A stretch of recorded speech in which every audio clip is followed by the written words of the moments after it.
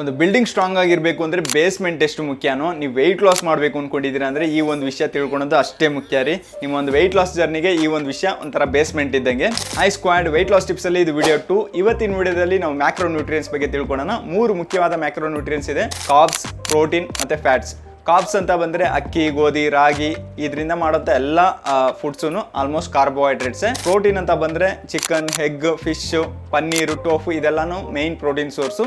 Fats ಬಂದು nuts, ghee, seeds ಮತ್ತು coconut oil ಇದರಲ್ಲೆಲ್ಲಾನು ಹೆಲ್ತಿ ಫ್ಯಾಟ್ಸ್ ಇದೆ. ಇದಿಷ್ಟೇ ಫುಡ್ಸ್ ಎಲ್ಲ ತುಂಬಾನೇ ಫುಡ್ಸ್ ಇದೆ. ಅದರ ಲಿಸ್ಟ್ ಬಂದು ನಾನು ಕ್ಯಾಪ್ಷನಲ್ಲಿ ಮತ್ತು ಕಮೆಂಟ್ಸಲ್ಲಿ ಕೊಟ್ಟಿರ್ತೀನಿ, ಅದನ್ನ ನೋಡಿ ಸ್ವಲ್ಪ ತಿಳ್ಕೊಳ್ಳಿ. ಈಗ ನಿಮ್ಗೊಂದು ಟಾಸ್ಕ್ ಕೊಡ್ತಾ ಇದ್ದೀನಿ. ನೆಕ್ಸ್ಟ್ ನೀವು ತಿನ್ನುವಂಥ ಪ್ರತಿ ಮೀಲಲ್ಲೂ ಕಾರ್ಬೋಹೈಡ್ರೇಟ್ಸ್ ಯಾವುದು, ಪ್ರೋಟೀನ್ ಯಾವುದು, ಫ್ಯಾಟ್ಸ್ ಯಾವುದು ಅಂತ ತಿಳ್ಕೊಳ್ಳೋದಕ್ಕೆ ಟ್ರೈ ಮಾಡಿ. ಈಗ ಎಕ್ಸಾಂಪಲ್ ನಾನು ಒಂದು ಮೊಟ್ಟೆ ದೋಸೆ ತಿಂತಾ ಇದ್ದೀನಿ ಅನ್ಕೊಳ್ಳಿ. ಆ ದೋಸೆ ಮಾಡೋದಕ್ಕೆ ಯೂಸ್ ಮಾಡಿದಂಥ ಹಿಟ್ಟು ಬಂದು ಕಾರ್ಬೋಹೈಡ್ರೇಟ್ಸು, ಅದಕ್ಕೆ ಜೊತೆ ಆ್ಯಡ್ ಮಾಡಿರೋಂಥ ಮೊಟ್ಟೆ ಬಂದು ಪ್ರೋಟೀನು, ಅದರಲ್ಲಿರುವಂಥ ಎಲ್ಲೋ ಬಂದು ಹೆಲ್ತಿ ಫ್ಯಾಟು. ಆಯಿಲ್ ಯೂಸ್ ಮಾಡಿರ್ತೀನಿ, ಅದು ಹೆಲ್ತಿ ಫ್ಯಾಟನೇ. ಈಗ ಒಂದು ತೆಂಗಿನಕಾಯಿ ಚಟ್ನಿ ಜೊತೆ ತಿಂತಾ ಇದ್ದೀನಿ ಅನ್ಕೊಳ್ಳಿ, ಅದು ಹೆಲ್ತಿ ಫ್ಯಾಟು.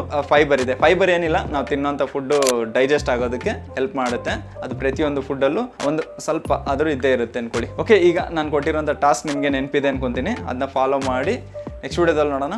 ಬಾಯ್ ಬಾಯ್.